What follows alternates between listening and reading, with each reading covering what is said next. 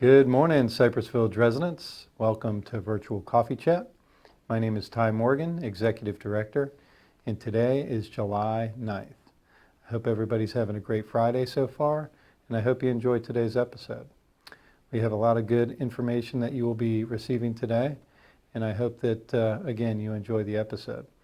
I will see you a little bit later with COVID updates as well as birthday wishes for our residents. Enjoy.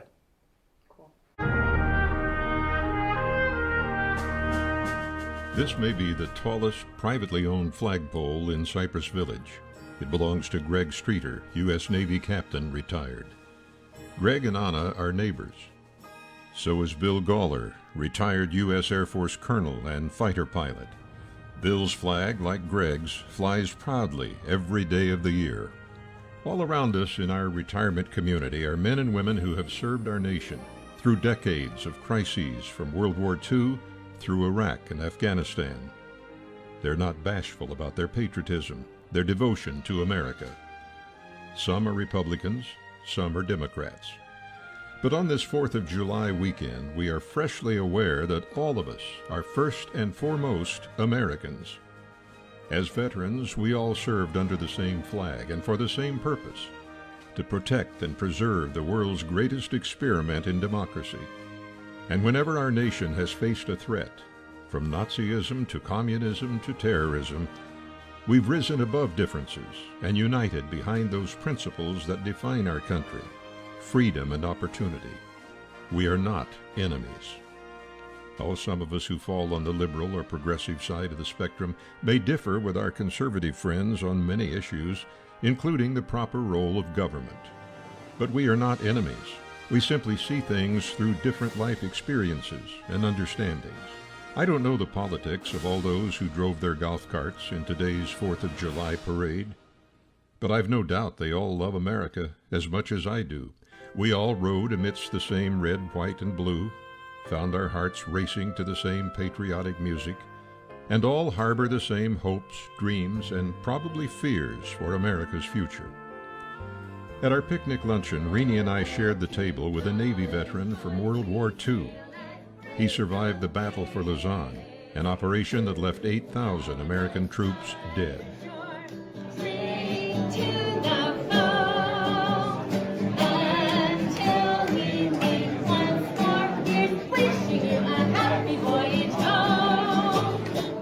What an honor to be in the presence of a man who had given so much, so that we today could have so much. Most of all, freedom, including the freedom to disagree. My heart today is filled with gratitude for all those who sacrificed, many giving life itself to preserve and protect our freedoms. But I'm also personally grateful for a good retirement. How blessed we are here at Cypress Village and in thousands of other retirement communities to enjoy the fruits of our labors. Not everyone has had the opportunity to provide for a comfortable last chapter to their lives. Today there are retired Americans who must decide between food and medicine. Too many are neglected by their children. Some are ill or infirm or lack adequate medical care. Far too many are homeless, and sadly, many are veterans to whom we owe so much. So on this 4th of July weekend, along with a strong sense of patriotism, I'm feeling deep gratitude for life, for friends, for a loving family, for great medical care and a secure retirement in a safe and welcoming community. While I never take for granted a single day, a single breath, or any of life's many blessings, for me, simply feeling grateful is not enough.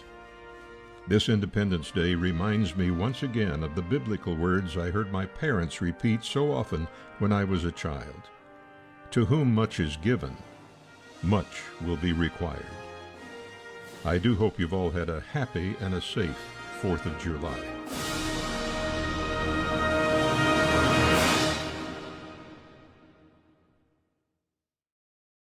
Good morning, everybody. Happy Coffee Chat. Maintenance crew give you a couple updates. We made it through the storm with no problem. Turned out the worst of the storm was coming in about 5 o'clock. We just had some down branches and a couple other things. So All good. Working on the storm drain out front. You probably saw me. I was soaking wet, but it is what it is. So concrete, you're going to see an article coming out in the newsletter next week, and it's about what is and what isn't a crack and a trip hazard. I got some pictures in there, diagrams. But basically, it's anything that's over 1/4 to 1/2 inch. If you call Jennifer, put your name on the list. Robert and I will come out, we'll check it out. If we think it is at that point, we'll spray paint it a fluorescent color so that nobody trips over it, hopefully, until we can get it fixed. I'm doing concrete monthly, approximately $10,000 per month. So it's an ongoing process. It's in my budget every year now, and we'll keep on it. Mulch, we're still having problems getting it. Larry is on vacation this week. He'll be back on Monday, so I'll get a better update on that for next week. But for some reason, Cypress mulch has been impossible to get. And you can notice that if you go to Home Depot or Lowe's, they don't have it on the shelf. So, not sure why, but COVID, it happens. So, anyway, have a great weekend. Happy Friday. Good morning, Cypress Village residents. My name is Nick. I'm the Administrative Services Director here. I have a couple things to go over with you today. The first one being something very exciting. I've been talking about it for the past couple weeks here, which is the fall detection software. We've started receiving the actual product, and this is what it looks like right here. It's nice and small, non-invasive. So what will happen is this will go on the wall, and it will monitor the patient in their room using AI, artificial intelligence. It does not record. So you can't pull recordings and do all that stuff for privacy's sake, but it will monitor you, learn your movements, tell you not to get up, wait till a nurse gets there, and then it'll alert a nurse. So this is supposedly going to reduce falls by 80%, is what they've seen at other communities. Again, we're the first community in Florida to have it, so we're super excited, and that'll be going in soon. So the second thing I wanted to go over was some new transportation policies that just came through from LCS. They're no longer allowing scooters, electronic scooters, on the lift while you ride up on it. You will have to get off the scooter and get on the bus, sit in a regular seat. But there's no more scooters. Now that doesn't mean electrical wheelchairs. There's a difference between these. So wheelchairs have the proper anchors and restraints and things like that on them. Those are still okay to go.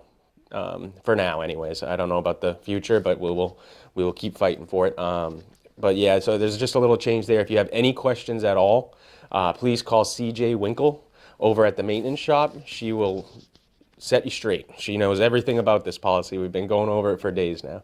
So I appreciate everyone. I hope everyone has a great Friday, and I'll see you around the village. Thanks.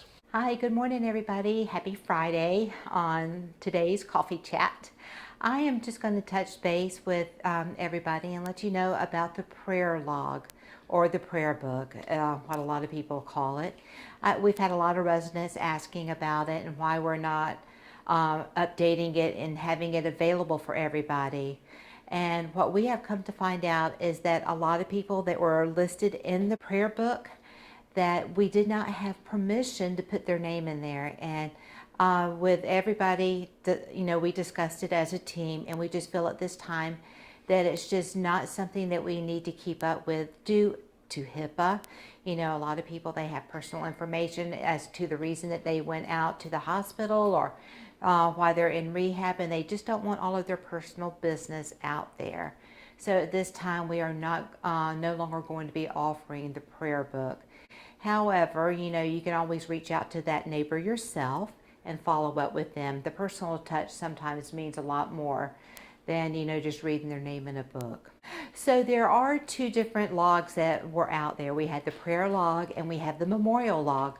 We are keeping up with the memorial log, and those are our residents that we have lost. But just know that we do have to reach out to family members to get permission to post it for everybody to see. And sometimes we get a response quickly, and sometimes it takes a little while before we hear back from the family members. But we will continue with the memorial log, just not the prayer log. Also, I wanted to let you know that I am planning the upcoming flu clinic. I've reached out to CVS and put in a date for it, and as soon as I get confirmation on that, I will let everybody know. because I wanted to continue to keep everybody safe going into this fall. You know, with COVID out there and everything, I'm hoping that everybody has their vaccination. If not, please reach out to me and I can help you get a COVID vaccination. And the Pfizer that we offer here at Cypress does cover the new variant that is out there. So just know that you need to go into the fall season being vaccinated and safe. All right, thank you everybody, and have a wonderful day and a great weekend. Good morning, Cypress Village. Happy Friday. It is Katie from the Activities Department here with a few programs highlights for the upcoming week. I hope that you all joined us for the hurricane presentation. If you did not, we are going to be replaying that presentation next week on Thursday at 1:00 p.m. on channel 266, so you can catch the replay there, and then we may play it the following week as well, so keep an eye on your Activities Weekly update for any further replays of the hurricane presentation. Next week on Tuesday, we also have our Comrades Happy Hour at 4 p.m. in Egret Hall. So for those of you veterans or spouses of veterans who may have previously attended Coffee with Comrades or thought about it but the time never worked for you, this is a really great opportunity to come for an afternoon session with our veterans liaisons out in the community. Gavin from Vitas Hospice and Jeff from the NAVF will both be here to have a beer or a glass of wine with you all and just chat, discuss some community resources, upcoming events, answer any questions that you might have, and really just get to know one another. So if you are interested, please come on down. No signups required, and all attendees will get a drink ticket to use at the mobile bar in Egret Hall. So again, that is on Tuesday the 13th at 4 o'clock. And I also just want to give a quick shout out to all of our trivia players on Wednesdays at 4. We have been having some really fun trivia sessions, and I encourage you all, if you are interested in trivia, like to learn fun facts, think you know a little bit about a lot, trivia might be a really fun program for you to come try.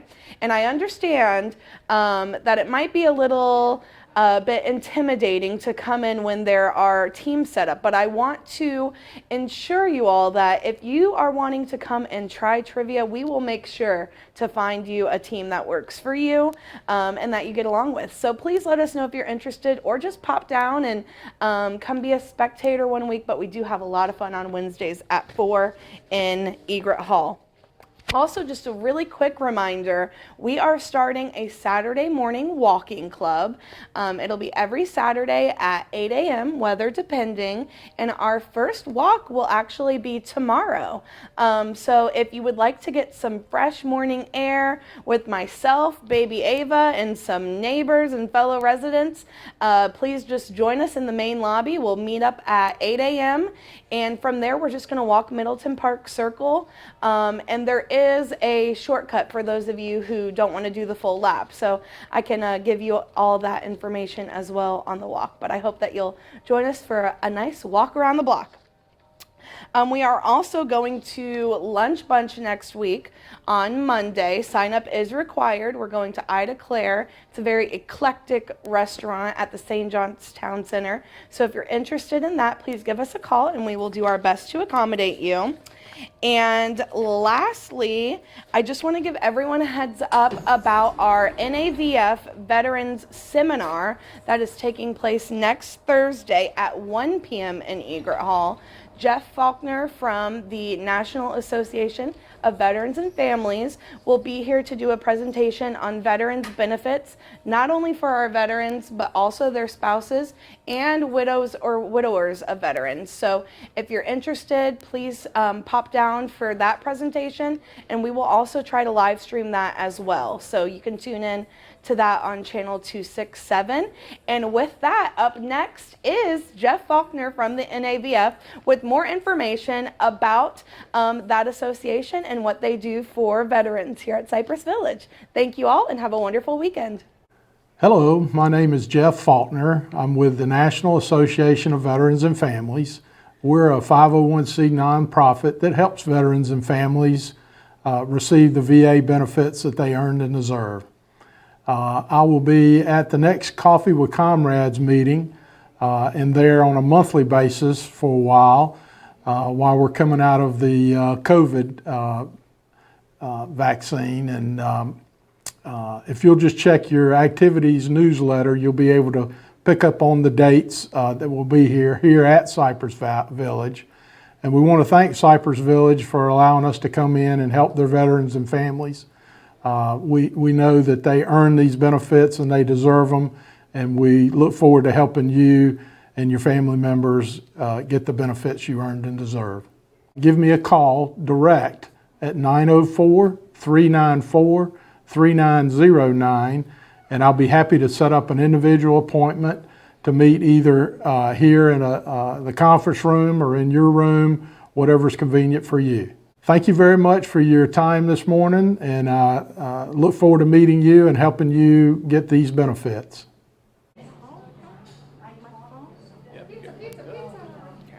Hey, welcome to Burger of the Week, and I'd like to introduce you to my new sous chef, Chandrea Woods. She will be taking away the Burger of the Week and the Pizza of the Week today, so give her a warm welcome. My name is Chandrea Woods, and the Burger of the Week is a peach barbecue burger with caramelized onions and roasted peaches, and I recommend sweet potatoes with the burger. And the Pizza of the Week is a roasted summer pizza with zucchini, tomatoes, peppers, onion with chopped basil. Thank you so much.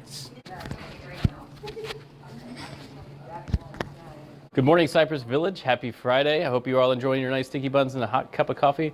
A few announcements today, some very exciting announcements, some just informative.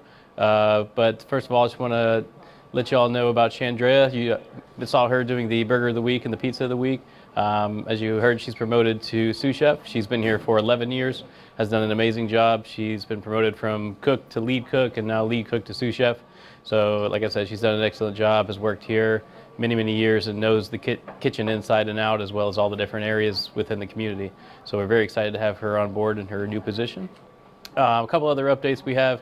I've been getting a lot of good feedback from the Loon's Nest summer menu, so I hope you're all enjoying that, and you can keep on enjoying it for the duration of the summer. We have Server Appreciation Week coming up on July 15th. So I know the servers have been getting a little beat up in the dining room as we've been a little short-staffed as far as servers go. I just want to say I appreciate everyone's patience. I know the dining times have been a little bit elongated. I've heard some comments on that, but just like with the cook situation in the back of the house, we were going through a rough time with staffing, and we've got a few servers processing now, and more interviews are being set up every day, so we're hoping to get out of this little funk that we're in here soon. But in the meantime, we're going to have a little appreciation day for them on the 15th. So if you feel like stopping by the dining room, saying hi, filling out a nice comment card, those always go a long way to helping the morale of the staff. So I always want to point that out. Also, Shanice has been on PTO this week. If you haven't seen her in the dining room, gave her a little break as well because she's been running herself ragged. So she'll be back next week, and you can welcome her back as well. My last update today is regarding Jennifer Ames. She has replaced Tyler Ramos in the Associate Dining Services Director position. So many of you know her from before. She got a slight haircut, so many of you might not recognize her, but you'll recognize her when you see her in a few minutes. But just want to welcome Jen back. As many of you may or may not know, Jennifer was a cook here years and years ago. She was promoted to a dietary office supervisor, where she worked with closely with residents in the healthcare center, and then she was promoted to dining services administrative assistant. She went on PRN for a brief period of time, and now she's back as the associate director of dining services. So yet another promotion for Jennifer. So we're excited to see her in her new role, and excited to see just her back in general. So I'll let Jennifer say a few words, and that's all I have for today, and I hope you have a great day. Hello, as many of you remember, I am Jennifer Ames, and I'm back again for another position here at Cypress Village. So I'll be taking over Tyler's old position as Associate Director of Dining Services, working alongside Thomas and making the bar and the banquets the best they can be. So if you see me around, I am happy to help you with anything, but my specialty will be parties and banquets and just making the bar awesome. So come see me. I've missed you all. I'm so happy to be home. All right, I'm back, and I hope everybody is enjoying this version of Coffee Chat.